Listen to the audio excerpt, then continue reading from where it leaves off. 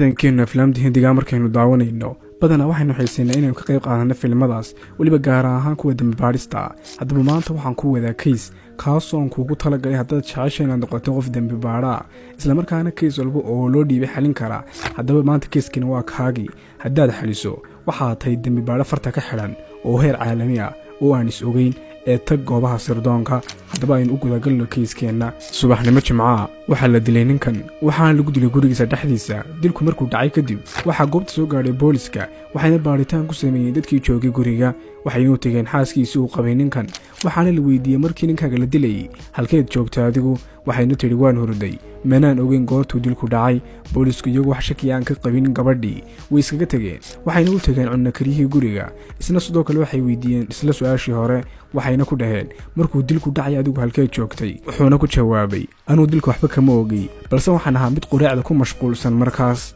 askartii way iskaga tageen haddana waxay u tageen nadiifiyihii musqulaha amba suuliyada waxayna ku dhaheen dilku markuu dhacay aduu halkeed joogtay wuxuuna ku dhahay dilku markuu dhacay anuu musqulahayga nadiifinayay oo shaqadayda maalinlaha ayaan qabsanayay dilkana waxba kama ogi askartii iyagoo yaaban way iskaga tageen haddana waxayna u tageen ninkii beerta waraabinayay waxayna ku dhaheen goortuu dilku dhacay aduu halkeed joogtay wuxuuna ugu jawaabay anigu waxaan ahaa mid ku mashquulsan waraabinta beerta sidaa darteed wax haba yaraatee aan ka ogahay dilkani ma jirto askartii iyagoo yaaban way iskaga tageen haddana waxayna u tageen jaariyadii amba khaadimadii guriga kolba sidaad u taqaano waxayna weydiiyeen markuu dilku dhacay aduu halkeed jirtay waxayna tidhi anigu waxaan diyaarinayay ciyaalka yaryar isla markaana yuniformkooda ayaan u xidhayay amba dariiskooda iskoolka markii sidaas hadalkeeda u dadhamaysay askartii markiiba waxay ogaadeen dilaaga isla markaana halkii ayaa lagu xidhay haddaba waxaad soo saartaa dilaaga adigoo raacinaya sababta qaybta komentiga hoose noogu sheeg